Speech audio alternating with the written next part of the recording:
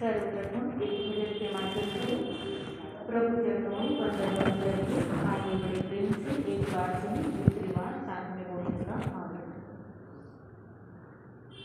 जिन पार्श्वनाथ के सुमिरन से मिटता भव भव का तेरा है वंदन उनको मेरा, है वंदन उनको मेरा। जिन पार्श्वनाथ के सुमिरन से मिटता भव भव का फेरा है वंदन उनको मेरा, है वंदन उनको मेरा। जहाँ धर्म ज्ञान और विश्व शांति का निश्चित रहता डेरा है वंदन उनको मेरा, है वंदन उनको मेरा। जिनके पद पंकज में झुकती है स्वर्ग लोक की बाला, स्वर्ग लोक की बाला। जिनके पद पंकज में झुकती है स्वर्ग लोक की बाला, स्वर्ग लोक की बाला। जिनकी वाणी से आत्मकमल को मिलती ज्ञान की माला, मिलती ज्ञान की माला। जिनकी वाणी से आत्मकमल को मिलती ज्ञान की माला, मिलती ज्ञान की माला। जहाँ मुक्ति मार्ग और ज्ञान लक्ष्मी का निश्चित रहता डेरा है वंदन उनको मेरा, है वंदन उनको मेरा। जिन पार्श्वनाथ के सुमिरन से मिटता भव भव का फेरा है वंदन उनको मेरा, है वंदन उनको मेरा। जिनकी महिमा को आसमान के तारे निज दिन गाते, तारे निज दिन गाते। जिनकी महिमा को आसमान के तारे निज दिन गाते, तारे निज दिन गाते। जहाँ भक्ति भाव से देव इंद्र नर नारी शरण में आते, नर नारी शरण में आते। जहाँ भक्ति भाव से देव इंद्र नर नारी शरण में आते, नर नारी शरण में आते। जिनके द्वारे पर सूर्य किरण का लगता रहता फेरा है वंदन उनको मेरा, है वंदन उनको मेरा। जिन पार्श्वनाथ के सुमिरन से मिटता भव भव का फेरा है वंदन उनको मेरा, है वंदन उनको मेरा। जिन पार्श्वनाथ के सुमिरन से मिटता भव भव का फेरा है वंदन उनको मेरा, है वंदन उनको मेरा। बोलिए चिंतामणि श्री पार्श्वनाथ भगवान की जय। डट के बोलिए चिंतामणि श्री पार्श्वनाथ भगवान की जय। चिंतामणि श्री पार्श्वनाथ भगवान की जय। श्री महावीराय नमः। चिंतामणि श्री पार्श्वनाथाय नमः। जय आत्म, जय आनंद, जय देवेंद्र, जय शिव। आगम ज्ञाता उपाध्याय भगवान पूज्य गुरुदेव श्री जितेंद्र गुरुदेव नमः। जय शशिकांता, जय सरिता, जय अजय, जय मंजुला। गुरु कृपा से गुरु चरणों में रहकर ये तुच्छ बुद्धि जो भी स्वीकार कर पाए, कुछ आपके समक्ष रखने का प्रयास करूं। देवाधिदेव 23वें तीर्थंकर चिंतामणि श्री पार्श्वनाथ भगवान के जन्म कल्याणक पोषबदी दशमी और दीक्षा कल्याणक पोषबदी एकादशी के पावन अवसर पर महामंगलकारी, महाकल्याणकारी, सुख देने वाला, दुख हरने वाला, परम पावन जीवन चरित्र प्रभु पार्श्व की जीवन कथा, उनकी आत्मकथा, उनकी साधना की कथा आपको सुनाई जा रही है और आप सब अत्यंत श्रद्धा, भक्ति, प्रेम के साथ एकाग्रता पूर्वक प्रभु की पावन कथा का श्रवण करके स्वयं की आत्मा को आनंदित कर रहे हैं। आइए इसी कथा को आगे बढ़ाते हुए महाकवि श्री चंदन मुनि जी महाराज साहब फरमा रहे हैं कि चौथे भाव में किरण तेज मुनि, जिनको उस कवच के जीव विशालकाय सर्प ने क्या कर लिया, अपना आहार बना लिया और श्री किरण तेज मुनि किस प्रकार समभावों से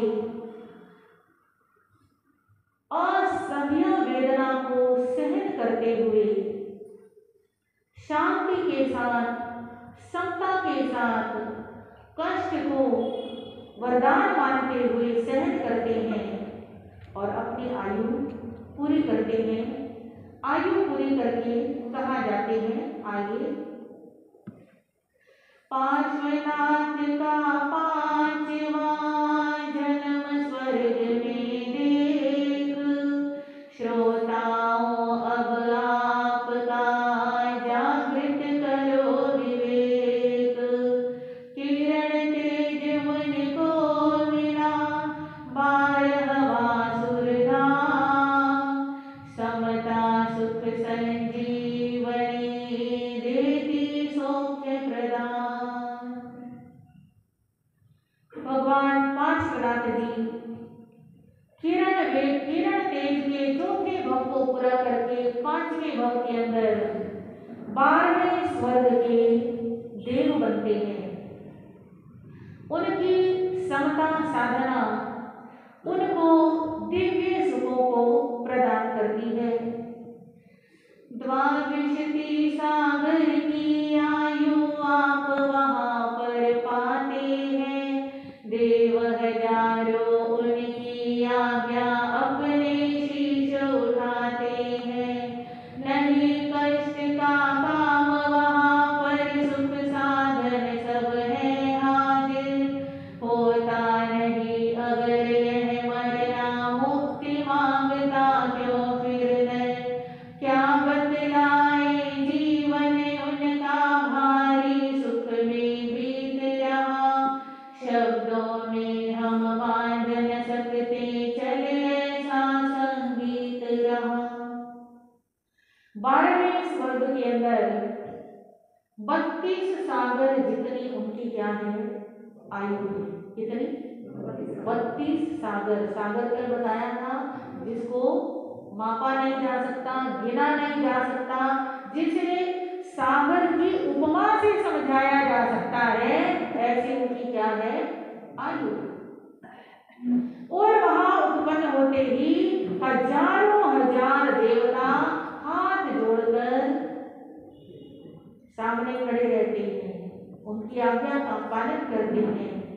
उन्हें क्या चाहिए, वो क्या चाहते हैं, उनके मन में इच्छा बांधने आती है और वो देवता पूरी पहले करते हैं। कष्ट का तो वहां पर नाम भी नहीं है।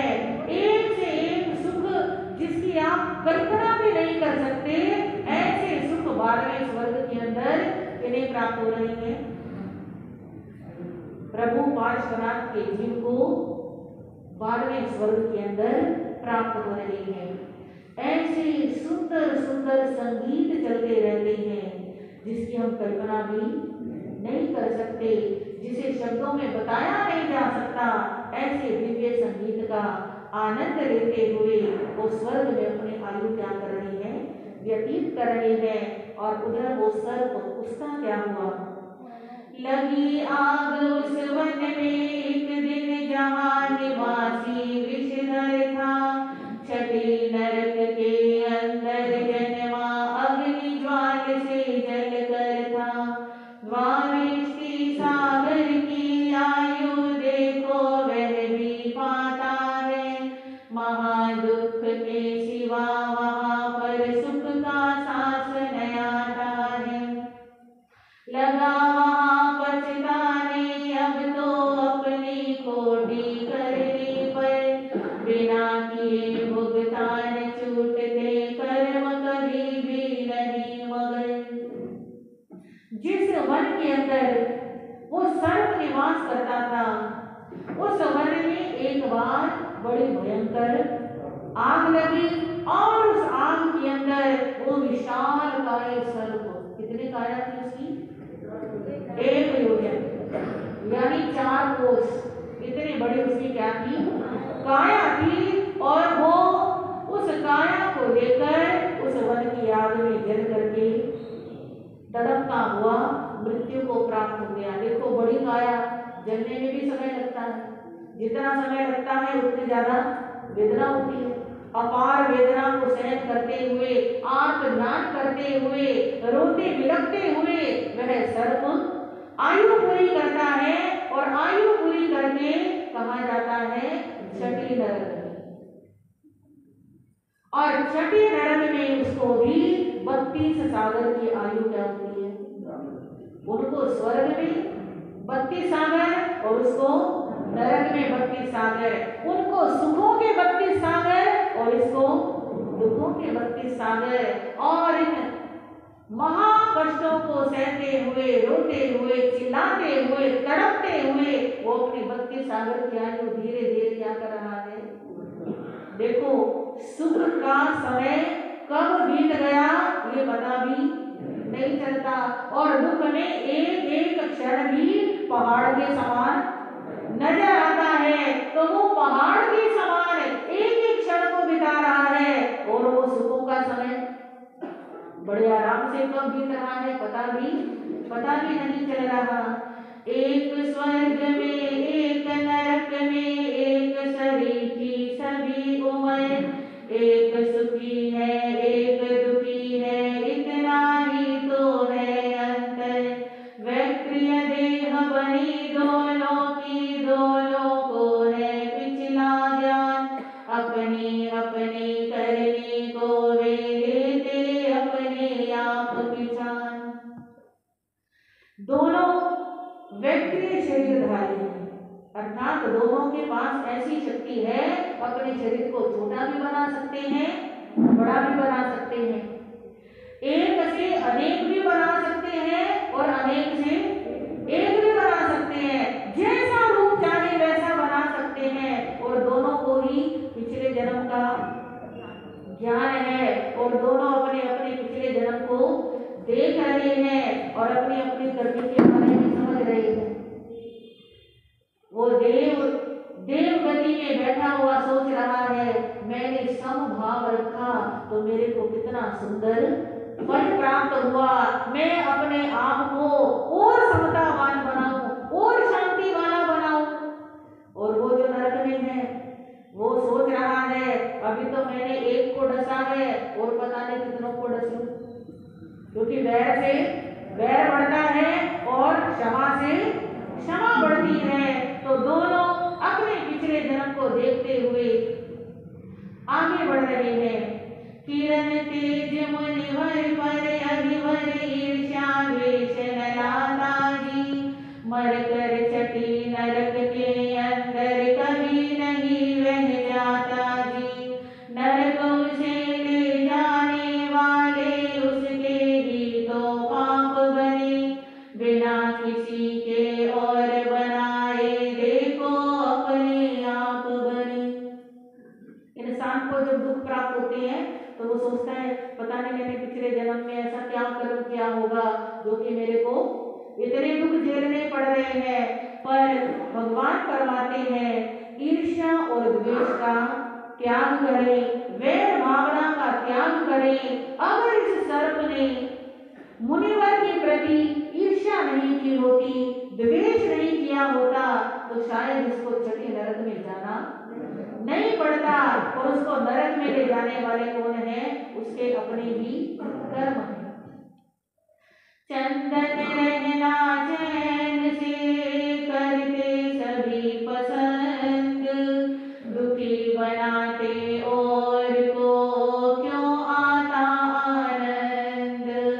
पाप माफ होते नहीं, साफ साफ है बात, करना या करना नहीं चंदन अपने हाथ। वह तो मारेगा सही किया अगर विषपान, विष का यही स्वभाव है चंदन रखिए ध्यान। इस संसार में सबको पसंद है कि हम क्या रहें? चैन से रहें, आराम से रहें, सुख शांति से रहें।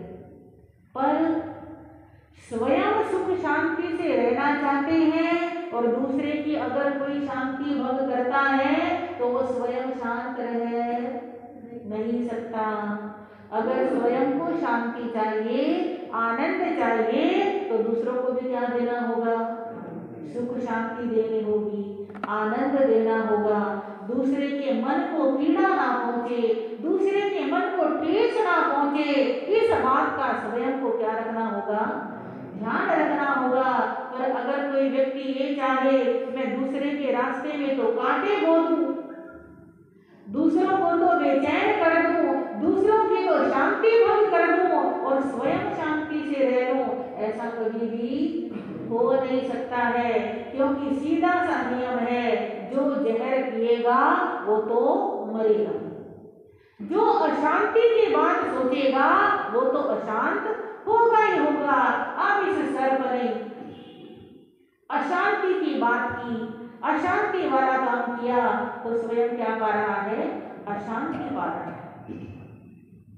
कल्याण रूप करुणा के सागर जय हो शांति निकेतन की। चिंतामण चिंता दूर करो प्रभु पारस मेरे चेतन की। तापस की जगती दूरी से करुणा से नाग बजाया था। शरणागत रे शरण आपकी सुपद अमर पद पाया था। यह अमर कथा नित बनी रहेगी जग में करुणा के धन की। चिंतामण चिंता दूर करो प्रभु पारस मेरे।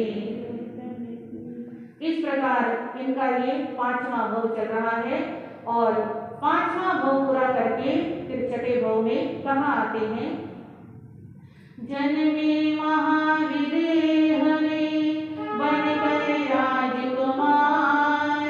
छठा जन्म फिर मनुज का मिला महासुख का। छठे जन्म के अंदर महाविदेह क्षेत्र में एक राजकुमार के रूप में इनका जन्म होता है। भगवान श्री पार्श्वनाथ जी का जन्म होता है छठे भव के अंदर। ये सब भगवान बनने से पहले के भव हैं। भगवान बनने के बाद तो कोई भव होता ही नहीं है। भगवान बनने के बाद तो मोक्ष में जाते हैं। ये उनके पूर्व भव सुनाए जा रहे हैं और पूर्व भवों में ये कौन सा भव है? छठा भव है। समता सम संसार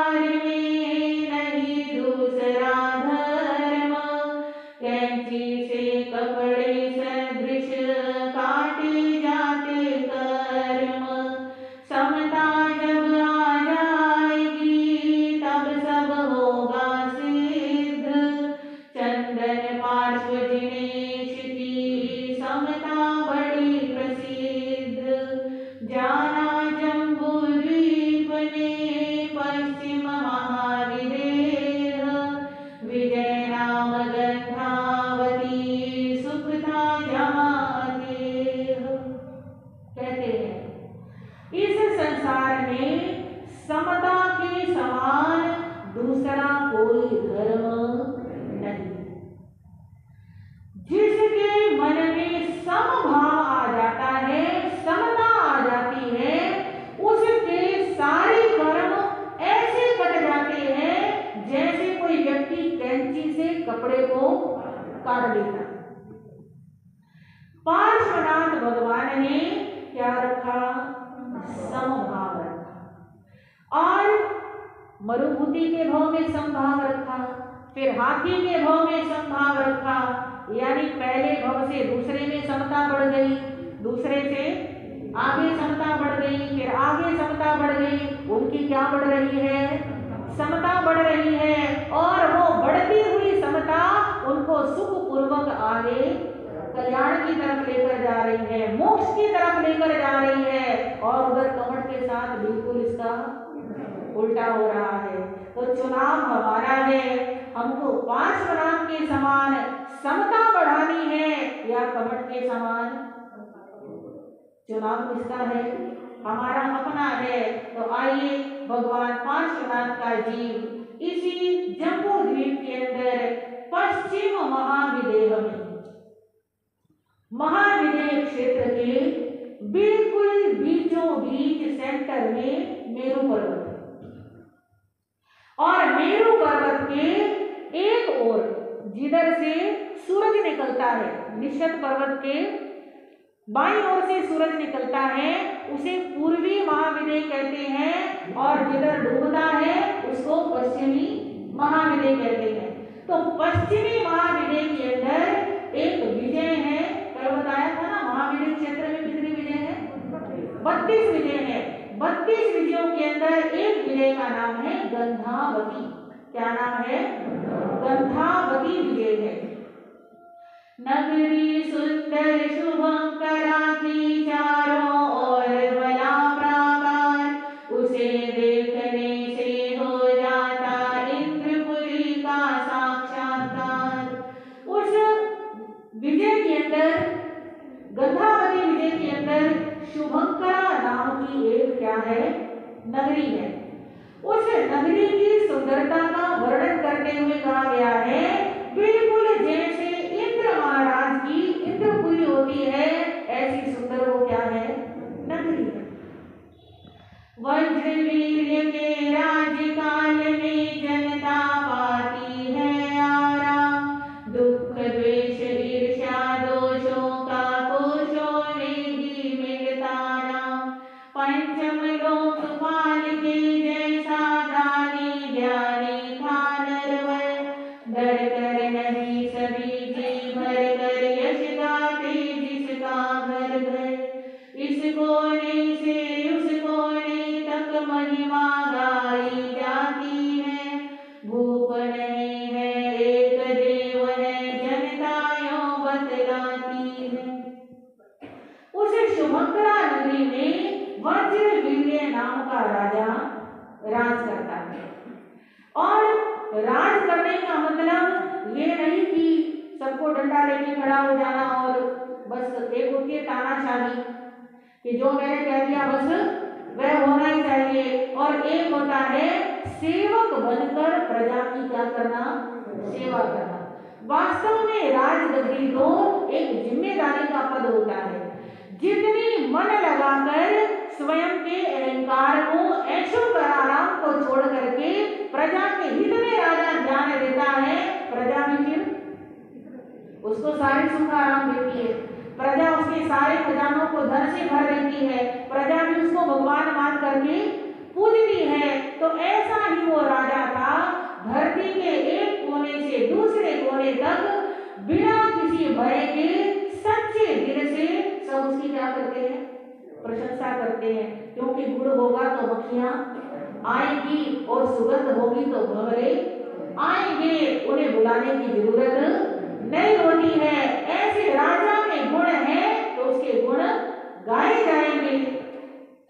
लक्ष्मीवती सती अति सुंदर रानी, उसकी प्यारी थी सत्य दया संतोषशील, पर जिसको श्रद्धा भारी थी। नशा उसे छुपाया ना था गोरे रंग जवानी का, उसने समझ रखा था जग को एक बुलबुला पानी का। प्रथम तोलती और बोलती शहद बोलती रानी जी, जीभ खोलती मर्म किसी के नहीं खोलती रानी जी। होठों तक हंसना उत्तम है, कहते ऐसे उत्तम लोग, हंसकर हास्य पात्र बन जाते ऐसे हंसते मध्यम लोग। मुख में हंसती रानी, सबके ही मन भाती थी, राजहंसनी सी लगती थी जब वह पाँव उठाती थी।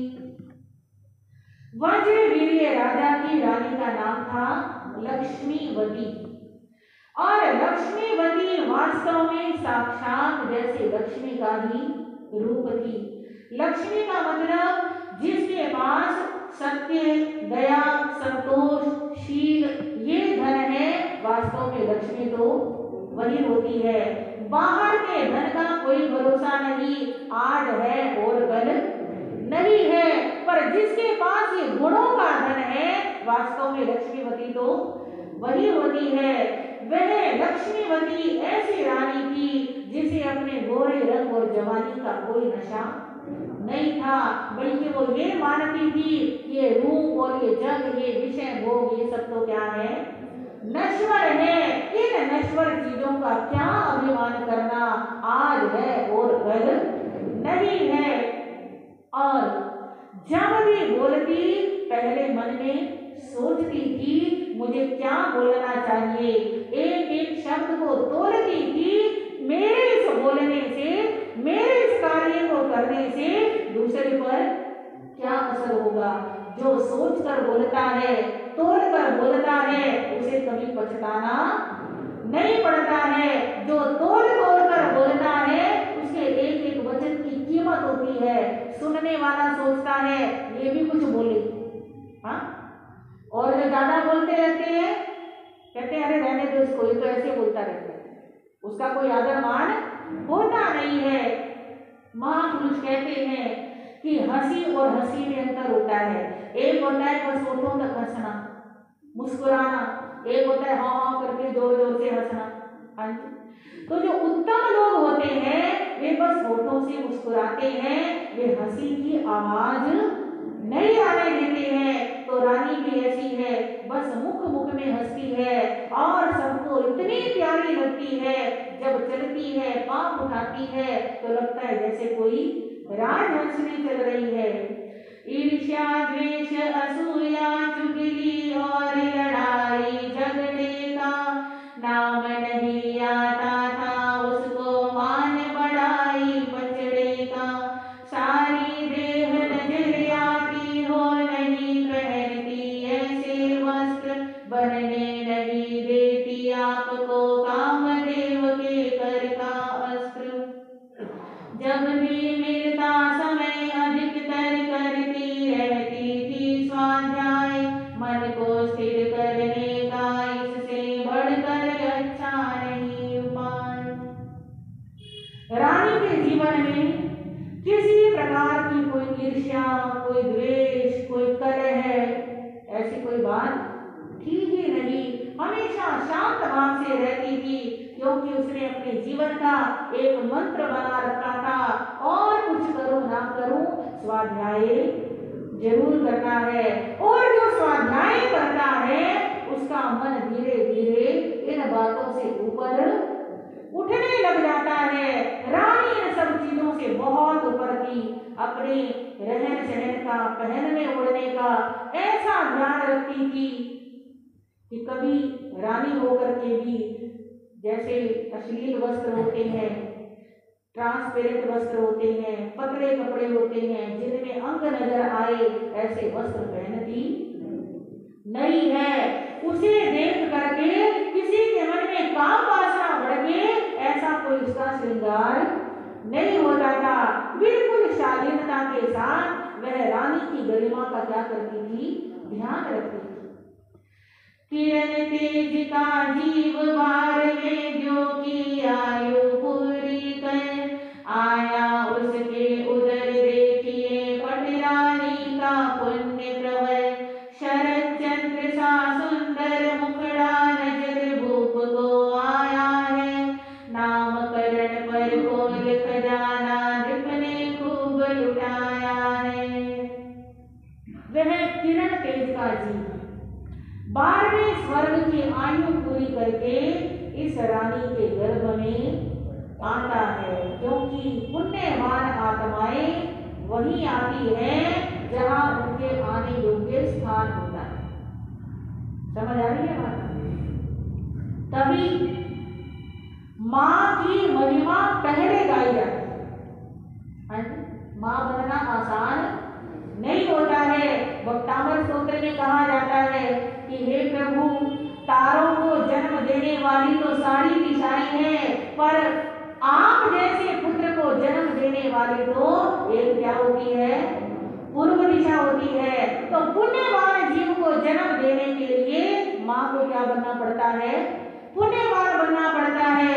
और मां सुसंस्कारी है, पुण्यवान है, तभी उसकी कोख से पुण्यवान जीव जन्म लेते हैं। यो किसी ऐसी ऐरी गैरी मां के यहाँ ऐसे श्रेष्ठ पुत्र जन्म नहीं लेते हैं।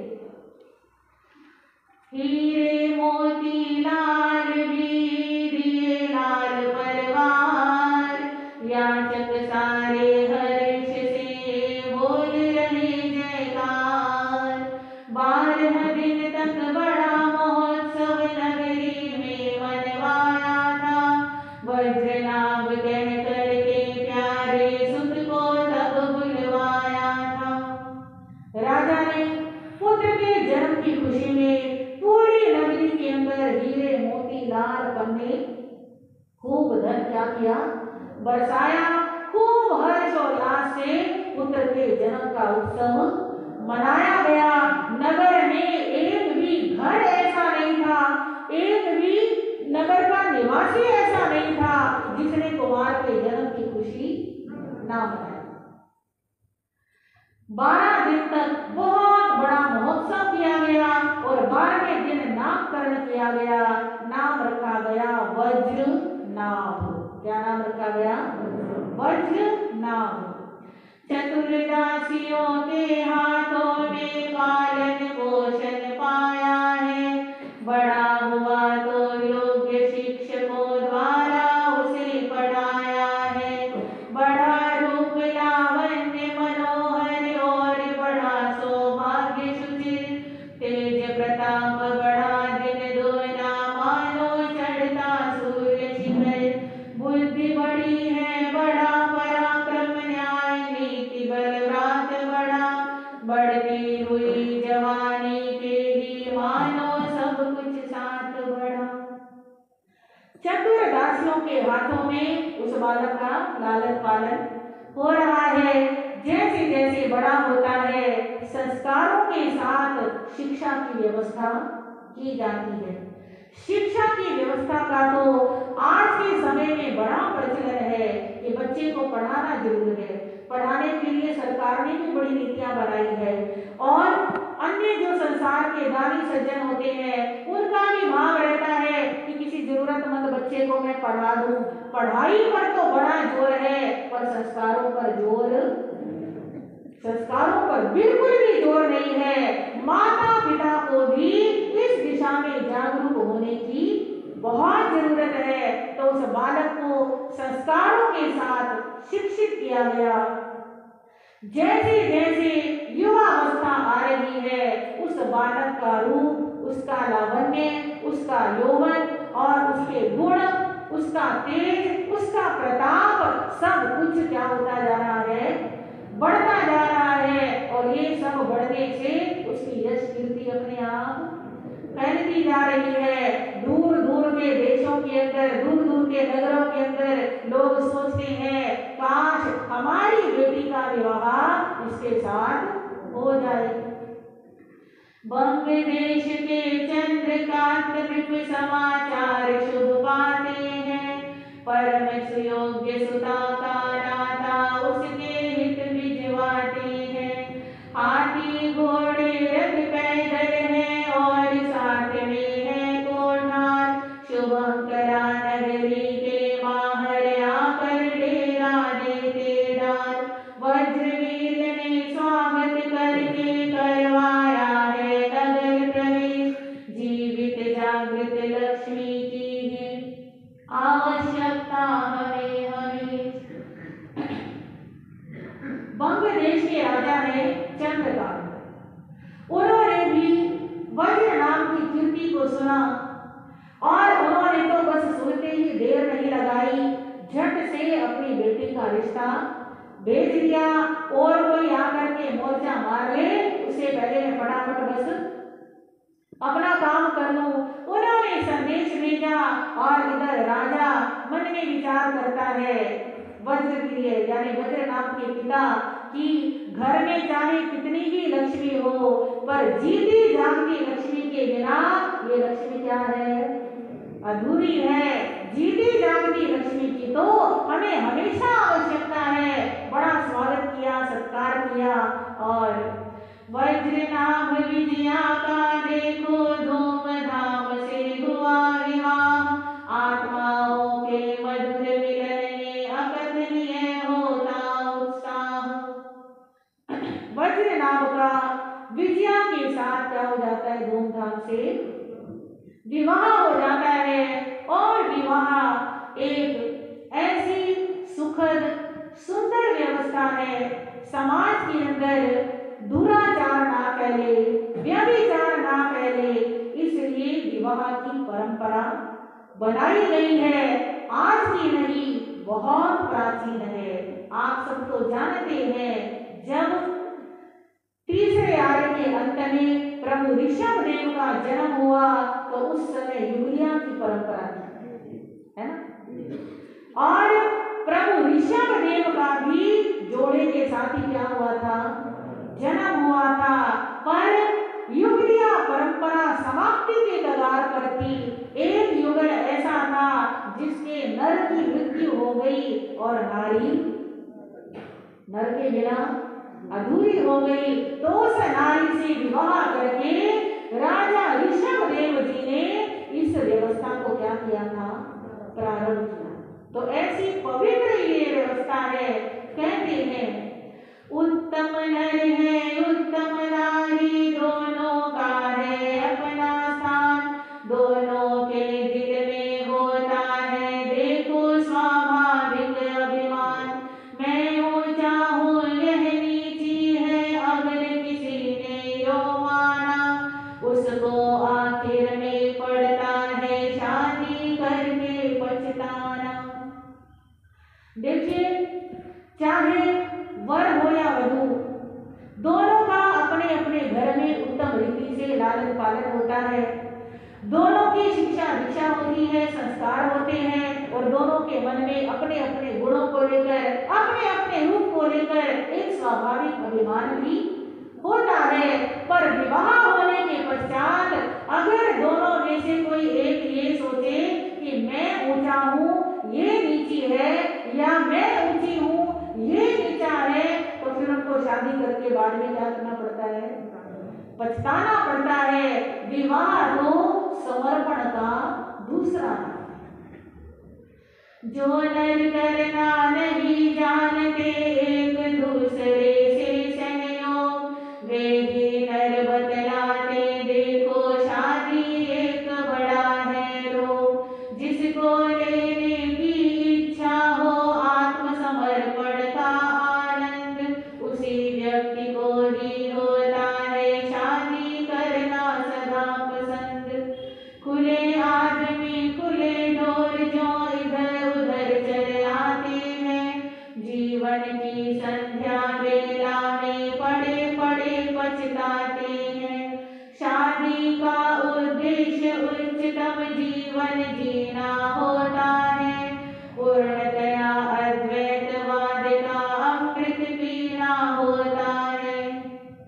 मिलकर अगर कलह करना है तो मिलने में सार नहीं, उनके लिए नरक है शादी वह कहलाता प्यार नहीं।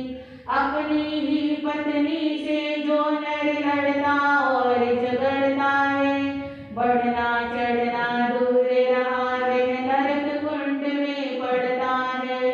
निभो निभाओ बड़ी कला है जीवन जीने की उत्तम, निभते और निभाते बिना उनसे होगा कौन अगम। कहते हैं जो मनुष्य दूसरे का सहयोग करना नहीं जानता, विवाह के पश्चात पत्नी पति का और पति पत्नी का सहयोग करना नहीं जानते, उनको ही लगता है कि शादी करना क्या है, एक बहुत बड़ी बीमारी है, शादी होनी नहीं चाहिए। आज कई विदेशी सभ्यता के प्रभाव में आकर हमारे देश के बच्चे भी यूँ सोचते हैं जितना लेट हो जाए उतना अच्छा, पहले अपना करियर बना ले, पहले हम अच्छी जॉब करने लग जाए, पहले अच्छा पैसा कमाने लग जाए, ताकि अगर बाद में खटपट हो तो हमें कोई तकलीफ ना हो। पहले से खटपट के बारे में सोच करके चलते हैं तो बाद में खटपट होती ही है, क्योंकि समर्पण करने की भी एक आयु होती है। जब मन अकड़ने लग जाता है, पैसा कमाने का घमंड आ जाता है, तो समर्पण की भावना दोनों के अंदर से क्या हो जाती है, समाप्त हो जाती है। तो कवि श्री चंदन मुनि जी महाराज कहते हैं विवाह तो समर्पण का नाम। जिस व्यक्ति को आत्मसमर्पण का आनंद लेना हो उसी को विवाह से क्या प्राप्त होता है, आनंद प्राप्त होता है। और जो ये सोचते हैं शादी के बंधन में क्या बंधना, कौन बच्चे पैदा करेगा, कौन पालेगा, ऐसे खुले रहो, तो ऐसे लोग जवानी में जहाँ जाते हैं, जैसे पशु होते हैं ना, एक मुंह उधर मार एक मुंह उधर मार, तो ऐसा जीवन बीते हैं और अंतिम समय में क्या करते हैं, पश्चाताप करते हैं, कुछ भी उनके हाथ नहीं आता। शादी करने का तो उद्देश्य एक उच्चतम जीवन जीना है, अपने जीवन के अंदर विवेक और मर्यादा को लेकर के आना है, त्याग और संयम को लेकर के आना है। कहते हैं शादी के बाद अगर लड़ाई भी करनी है तो शादी करने का कोई फायदा नहीं होता, बल्कि नुकसान ही होता है। और जो व्यक्ति अपनी पत्नी से लड़ता है, झगड़ता है, बिना बात के कलेश करता है, परेशान करता है, कभी उसकी जीवन में तरक्की नहीं होती है, क्योंकि उसकी जो एनर्जी है वो सारी लड़ने झगड़ने में क्या हो जाती है, खत्म हो जाती है, वो कभी अपना विकास कर नहीं पाता है। इसलिए कहा गया है निभना और निभाना। हाँ जी, दोनों सोच करके चले, हमने निभना भी है और निभाना भी है। जिसको निभना निभाना आ गया उसका जीवन क्या बन जाता है, सुखमय बन जाता है। जीवन में बड़े से बड़ा कष्ट भी आ जाए, अगर दोनों की आपस में बनती है तो बड़े से बड़े कष्ट को भी मिल करके पार कर लेते हैं। और आपस में नहीं बनती तो एक तो कष्ट आ रहा है, वो तो आने आ रहे हैं जो किस्मत में लिखे हैं, एक तो ऊपर से कष्ट आ रहा है और अंदर से व्यक्ति अपने घर से ही परेशान है, तो दोनों तरफ से व्यक्ति परेशान होता है और फिर उसका दिमाग उल्टी दिशा में चलता है, मैं आत्महत्या करूं, मैं मर जाऊं, मैं ये कर लूं, मैं वो कर लूं। फिर वो नशों की तरफ चला जाता है, दुख भुलाने के लिए नशे करने लग जाता है। तो इसलिए कहा गया है माता पिता भाई बहनों का छोड़ दिया है सारा साथ, निभने की खातिर ही नारी पकड़ा करती पति का हाथ, दिया हाथ में हाथ आपका पिया प्रेम से था स्वीकार, अगर नहीं निभ सकते दोनों को देना धिक्कार, लगे बिताने सुख से जीवन वज्र नाम विजया मिलकर, चढ़े छुपे सूरज की बीना जिनको होती कोई खबर। नारी भी अपने माता पिता को, अपने भाई बहनों को, अपने घर परिवार को, जहाँ बचपन बिताया, जहाँ पैदा हुई पली बड़ी, वो सब छोड़ करके कहाँ आती है, ससुराल में आती है, पति के हाथ में अपना हाथ देती है। इसलिए देती है निभाने के लिए, निभने के लिए। हाँ जी, अगर एक दूसरे की कोई गलती भी होती है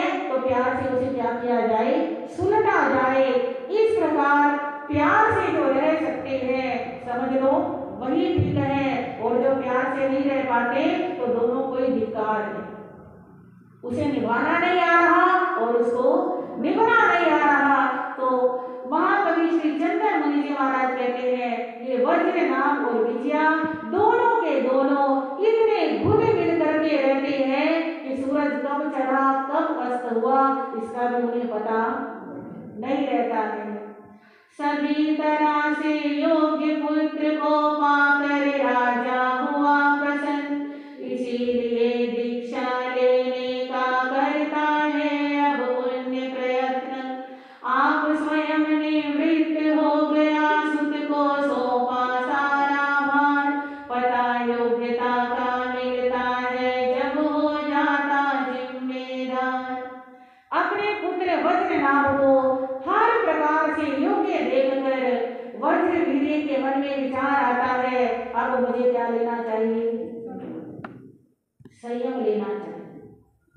कोई कोई पुण्यवान आत्मा होते हैं जिनके मन में संयम लेने का भाव आता है, वरना तो सबके मन में यही आता है मेरा मकान बन जाए, दुकान बन जाए, बेटे की शादी हो जाए, पोता हो जाए, पोते की भी शादी हो जाए, उसका भी बेटा हो जाए, नई नई संसार की तमन्नाएं आती रहती हैं। पर जो जागरूक आत्माएं होती हैं वे सब क्या सोचती हैं, अब मेरी जिम्मेदारी पूरी हुई, आगे बच्चे जाने, बच्चों का काम जाने।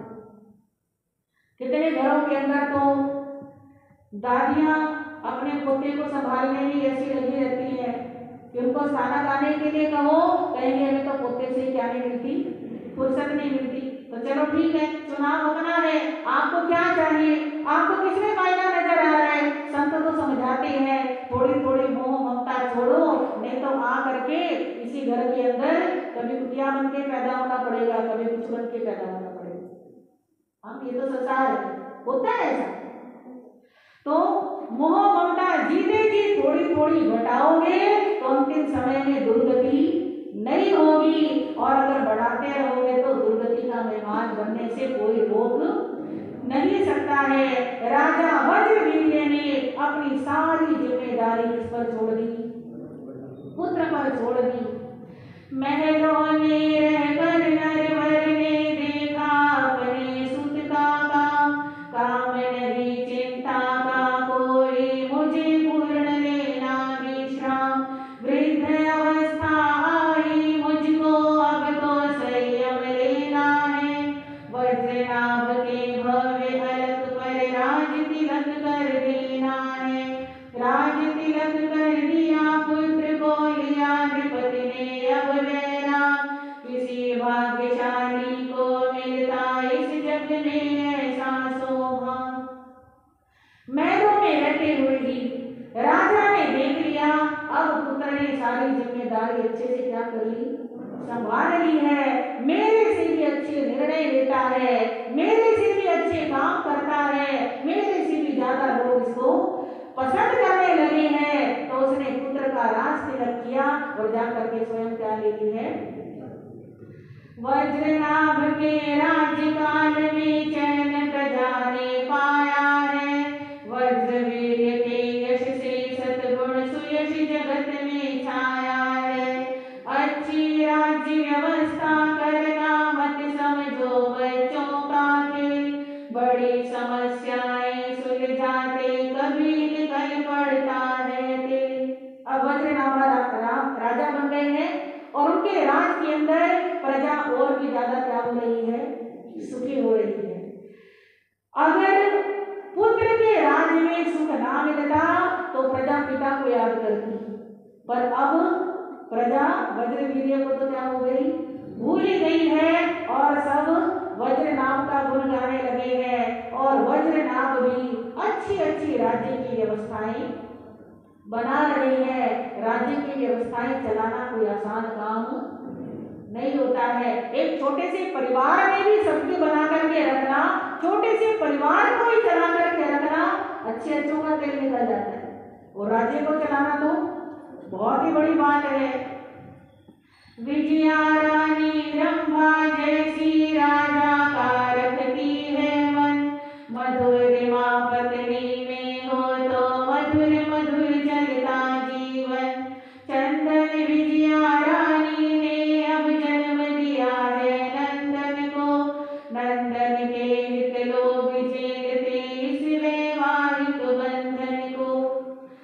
वज्रनाभ राजा की रानी कौन है? विजया।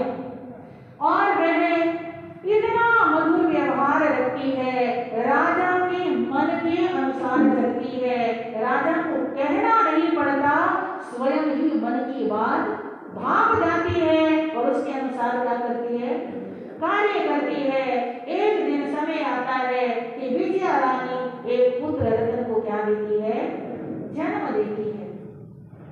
राजा रानी दोनों के ही खुशियों का ना पार रहा, जो हर्ष के अंदर सारा उनका था परिवार रहा।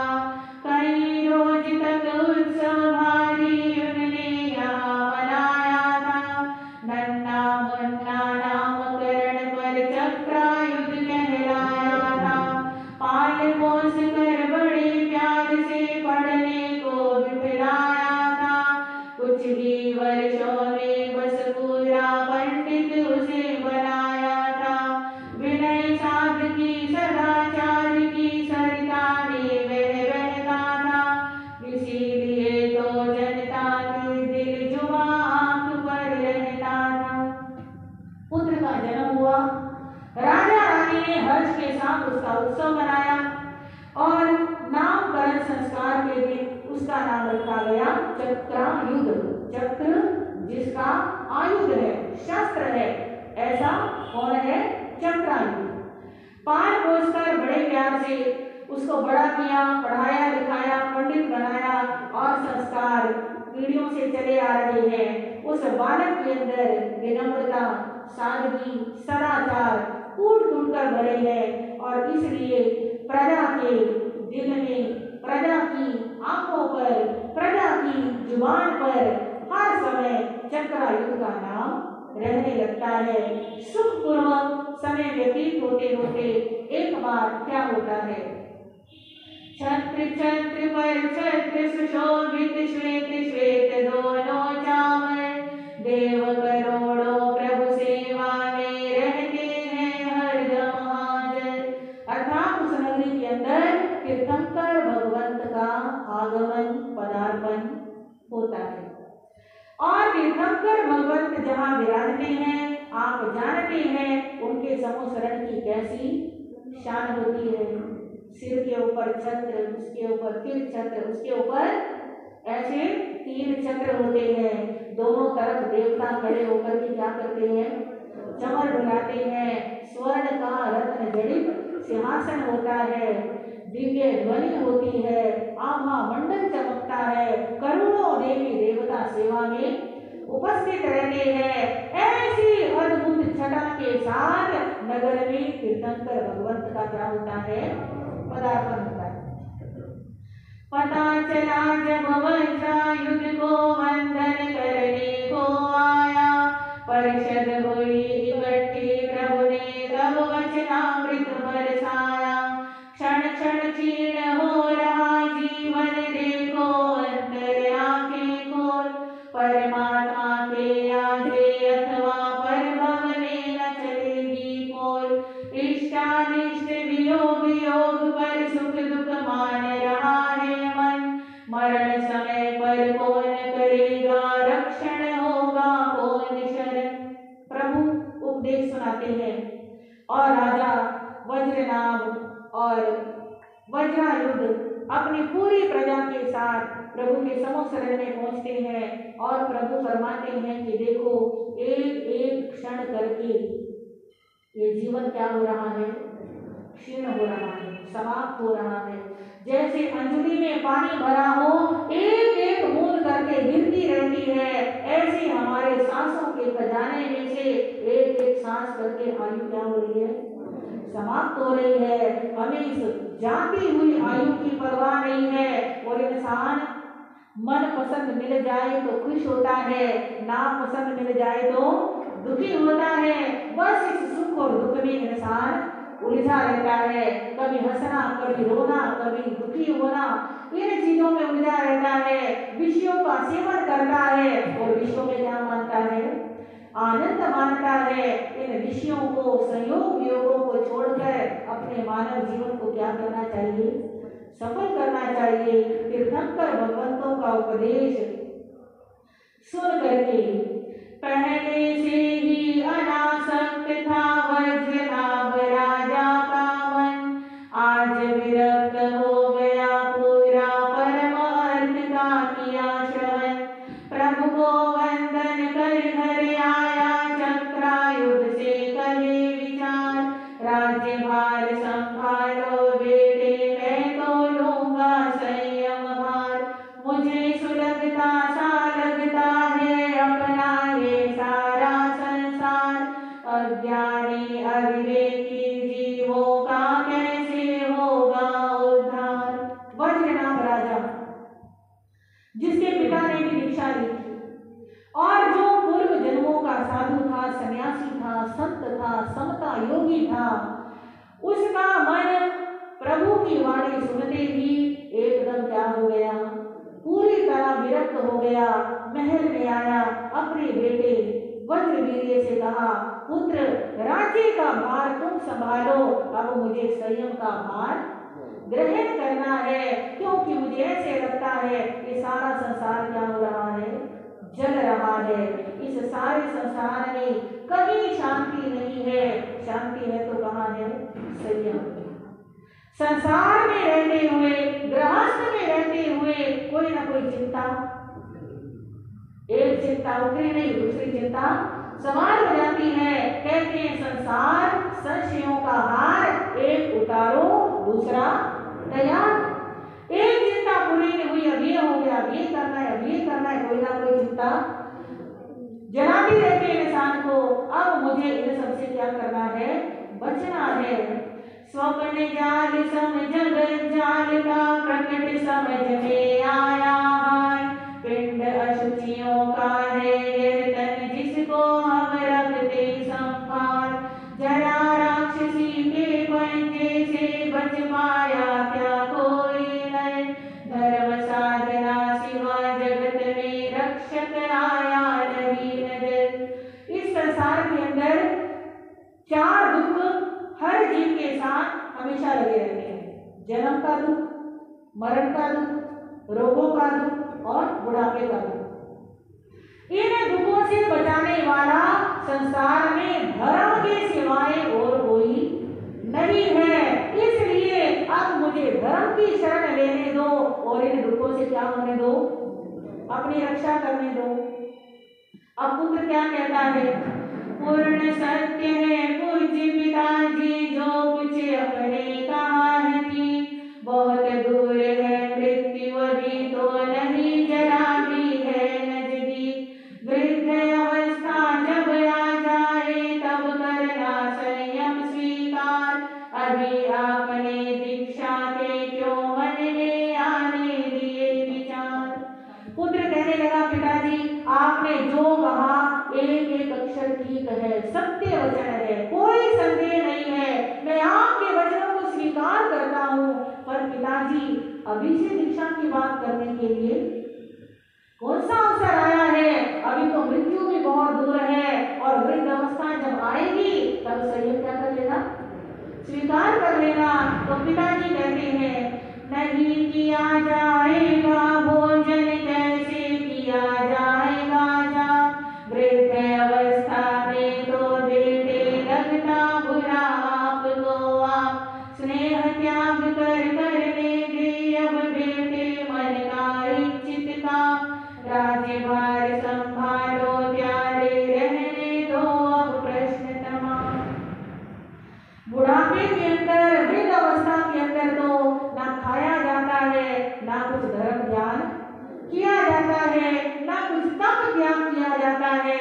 धर्म करने की उम्र भी कौन सी है, जवानी की उम्र होती है। बेटी अब सारे प्रश्न छोड़ दे, बस मेरे को तो क्या लेने दे, राज्य भार लेने दे। उसे समझा बुझाकर उसका राज तिलक करके राज ताज दे बेटे को, खुद संत गुणी बन जाते हैं, गुरु सेवा में रहते मुनिवर आगम मेवा खाते हैं, विविध तपस्या करके अपने जीवन को चमकाते हैं, दुष्कर करने के द्वारा वे कई लब्ध उपलब्धियां पाते हैं। एक आकाशगामिनी विद्या उनमें से कहलाती है। जहाँ किया मन वहीं उड़ा वह हरिचंदन पहुँचाती है।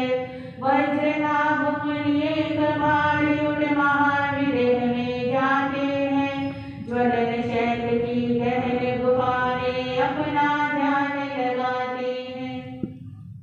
वज्रनाभ राजा ने राजकाज बेटे को लेकर के क्या ले ली? दीक्षा ले ली। गुरु की सेवा में रहते हैं, आगमों का स्वाध्याय करते हैं, अनेक प्रकार की तपस्याएं करते हैं और अनेक लब्धियां उनके अधीन हो जाती हैं। उन लब्धियों में एक लब्धि का नाम है आकाशगामिनी विद्या, अर्थात आकाश में उड़ने की विद्या। जहां मन आया वहीं उड़ के जाने की शक्ति प्राप्त हो गई है। तो ऐसे एक बार वज्रनाभ मुनि उड़ करके महाविदेह क्षेत्र के अंदर एक पर्वत के ऊपर एक ज्वलन शैल नाम की क्या की गुफा, बड़ी गहरी गुफा, उस गुफा में जाकर के ध्यान लगा के खड़े हो गए। जहाँ कोई आता जाता नहीं है, कोई आ भी जाए तो कोई पहचानता नहीं है। हाँ जी, साधना ऐसे क्षेत्रों में होती है। भगवान महावीर भी अपनी साधना काल के दौरान अनार्य क्षेत्रों में चले गए। जब उनको लगा कि इन देशों में कष्ट कम आ रहे हैं तो कहाँ चला जाऊं? अनार्य क्षेत्रों में, क्योंकि जितने कष्ट आएंगे उतना मेरा कर्मों से छुटकारा जल्दी होगा। तो इन्होंने भी गुफा में जाकर के क्या लगा लिया? उधर निकल कर चले नरक से सांप बना है भील रे। मांस लोलुपी प्राणी वध में नहीं दिखाता ढील रे। सुनकर नाम कुरंगक उसका जीव बड़े ही डरते थे। देख भयानक उसकी सूरत दौड़ किनारा करते थे। उधर वो सर्प का जीव छठे नरक से निकलता है और उसी क्षेत्र में कुरंगक नाम का एक भील बन जाता है।